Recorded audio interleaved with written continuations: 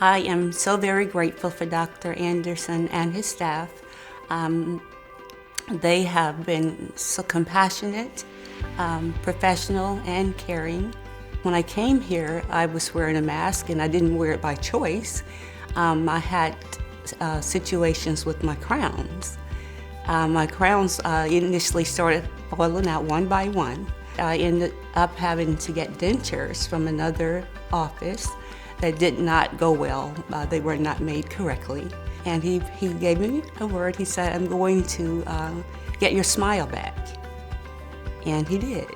Since I have received my All-On-4 implants, I am a vocalist at church. And at that time, I couldn't really sing because, I was wearing the mask before the procedure was done.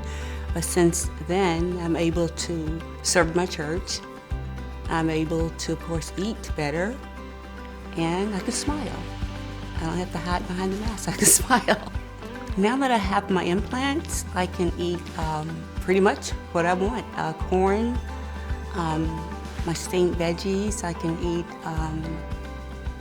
apples, different types of fruit, things that I couldn't eat prior.